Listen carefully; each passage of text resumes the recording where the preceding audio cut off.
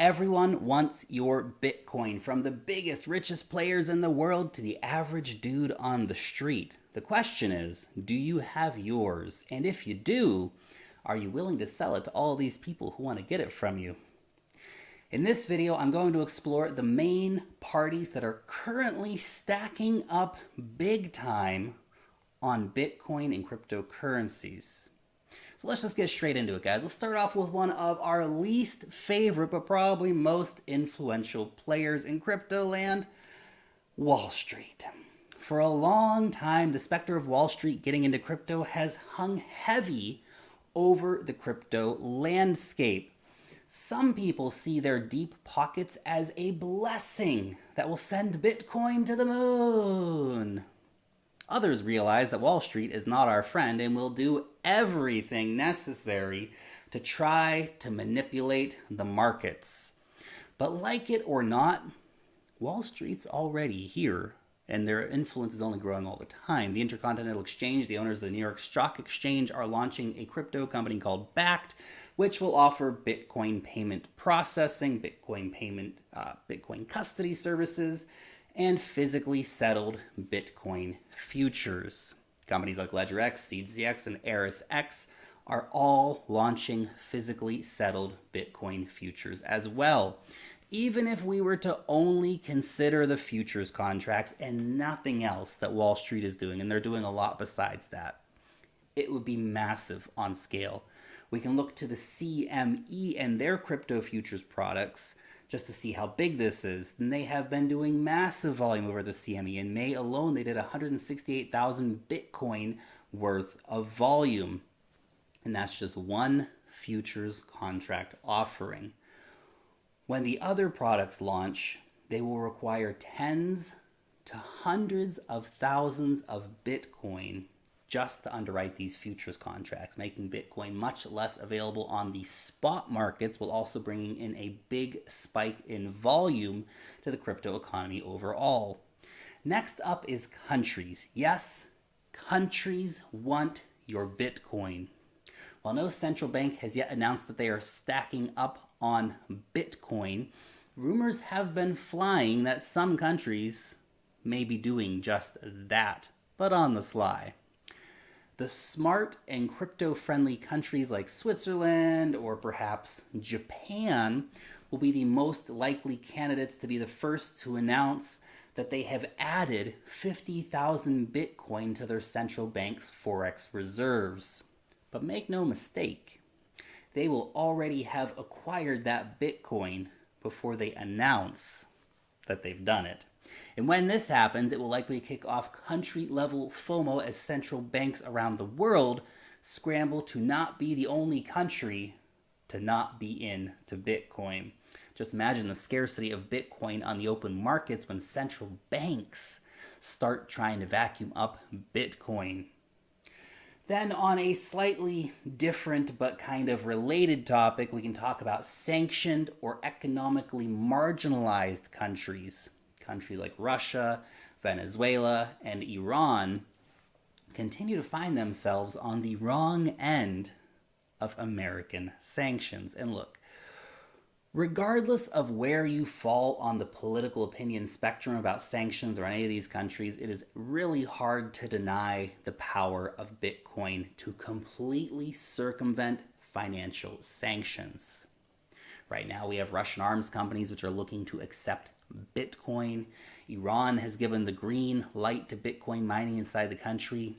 Venezuela has started using Bitcoin for the collection of international airport taxes, as well as using Bitcoin to fuel remittances into the country. And that's just a few small examples. There are many more besides that.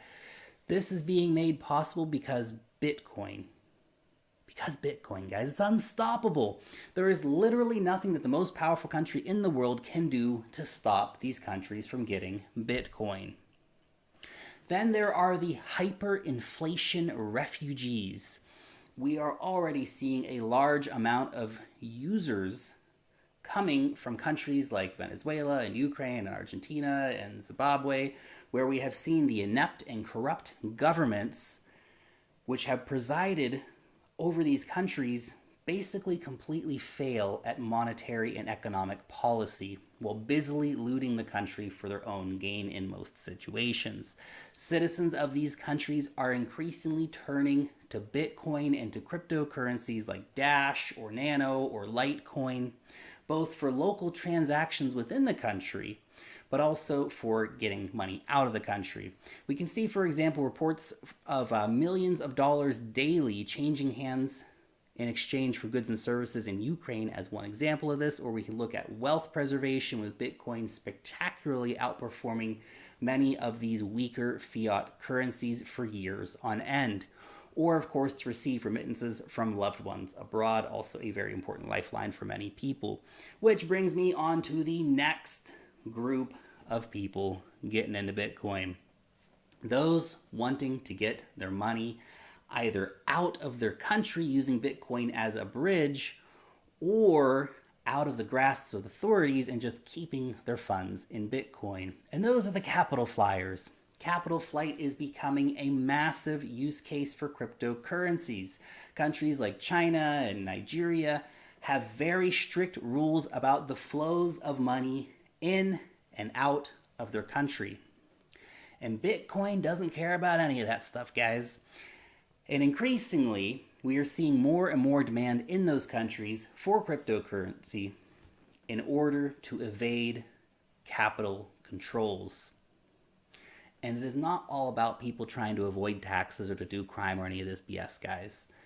No, it's about getting your wealth somewhere that the government cannot steal it from you.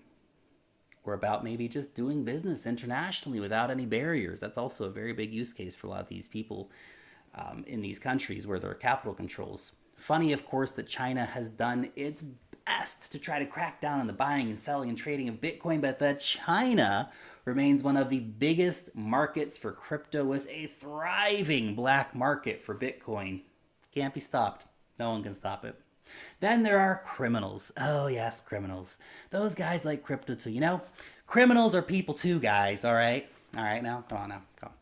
And while some use cases like, you know, a weed dealer should really not be something that's criminal anyway, we can generally agree that, sex slavery and murder for hire, those are categorically bad things that should stay criminal. But whether you like it or not, the criminal industry does provide a significant demand for cryptocurrency. Globally, it's still an incredible minority, but they're there. But Bitcoin is not the best for criminals. Monero, for example, is a much more appealing option for the criminally minded in terms of payments. Still, though, accepting the really abhorrent criminal stuff, there remains a lot of things like selling cannabis or selling sex that I honestly believe should not be illegal. But sadly, in most places they are illegal. And crypto is there playing a very real role for those people in providing freedom of economic decision and freedom of finance. And then there's your Uncle Joe. Yeah, that guy, Uncle Joe. And maybe your Aunt Jane as well. And well, at some point, basically everybody you know is going to want to be getting into crypto. Retail buyers have been and will continue to be a massive force in the crypto markets.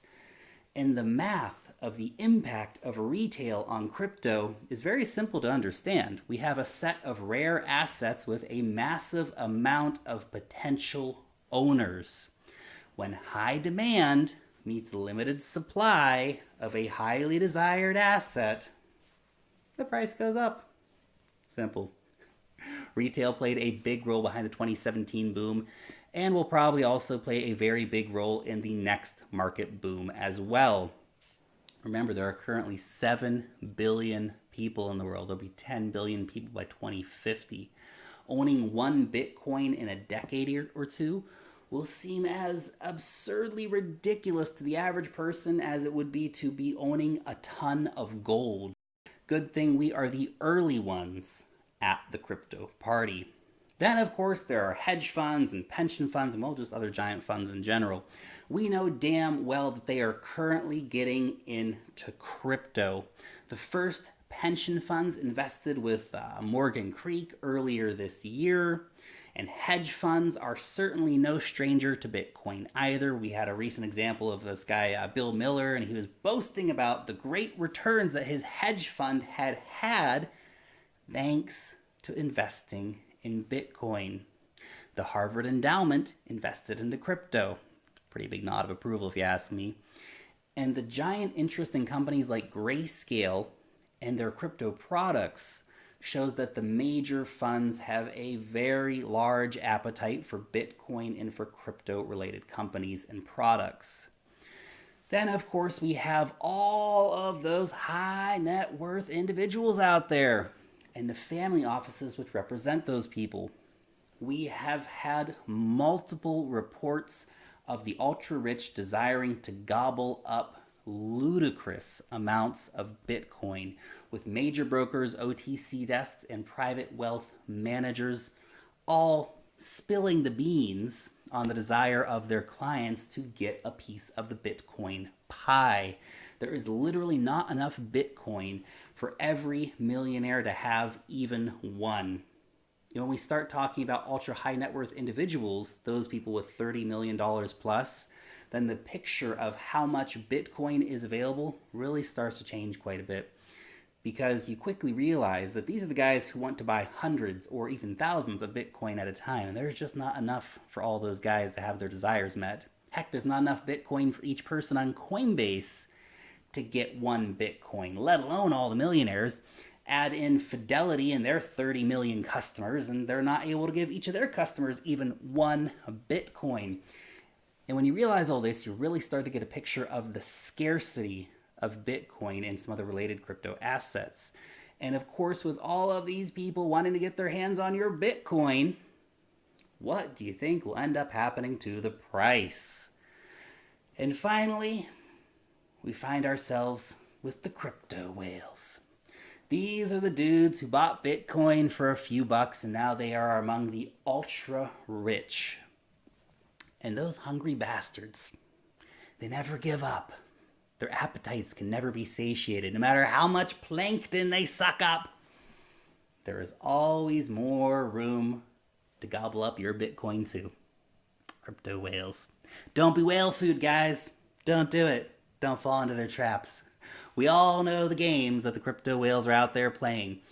We can see the transactions moving across the chain when those big whales are out there splashing around, doing their whale stuff, creating tsunamis in the crypto land, flooding the markets. These tricks are designed to get your Bitcoin moved into their wallets. Be careful of these whale games, guys.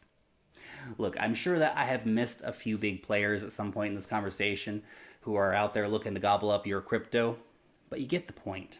There are max 21 million Bitcoin, at least 4 million are likely lost forever. The biggest question you probably need to ask yourself is, if you don't have any Bitcoin, then can you really afford not to have any Bitcoin at this point? And if you do already have some Bitcoin, then do you need to stack a few more sats and chill? Food for thought. Anyway, guys, let me know what you think about any of this. Did I miss anyone really important from this list? Like, oh, those guys, of course, they want my Bitcoin too. Hit me up down below in the comment section. As always, thank you so much for watching today's video. I hope you really enjoyed it. And if you did, hit that thumbs up button. If you're new around here, make sure to subscribe to the channel or click that notification bell to know when I put out a new video. Long live the blockchain, and peace out till next time.